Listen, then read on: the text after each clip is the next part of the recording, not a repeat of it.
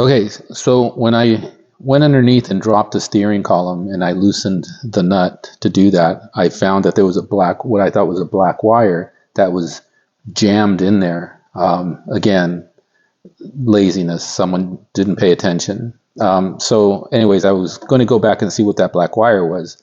Well, it turned out that it wasn't a black wire that was crushed between the nut and the plate. It was the temperature sensor capillary tube. And you can't just cut this and fix this. This is all one sealed unit. It has ether inside here. And the temperature, this sensor reacts to the temperature. And anyways, it's a sealed unit. You can't fix this unless you really know what you're doing. So I took the sheath, a little bit of the sheath off, and inspected the capillary tube, and the capillary tube looks like it's fine. Fortunately, the sheath is so thick that when they crushed it, they didn't crush the capillary tube because the sheath got protected it. So what I'm doing right now is I'm going to test the water temperature gauge. I have some boiling water here, and I have a thermometer. And I'm just going to put this side by side, wait for the water to get up to like 150 degrees or so the gauge will move.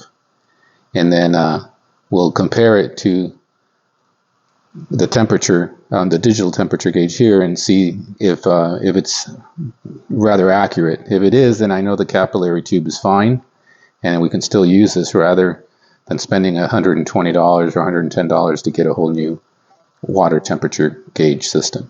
Okay, so let's see where we're at here. So we'll look at this and then compare it to the meter here. So let me shut this off here.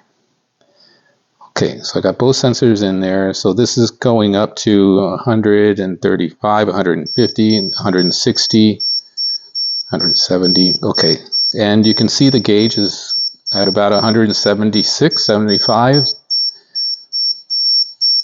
The temperature in the water is about a 178 right now, and this is hitting about 178. So it looks like the temperature gauge is good. The capillary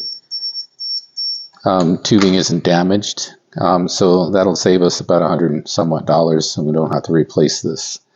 And that's how you test your water temperature gauge. At least that's how I do it.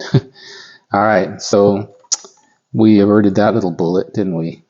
So I'll get some heat shrink tubing and put it over here and protect that a little bit more. But this is about 10 feet, I think. So we'll coil some of this out once I get it through the firewall, and that'll also protect some of this as well. So there you have it. All right, so stay tuned because there's more real nice surprises I found after taking out that instrument cluster.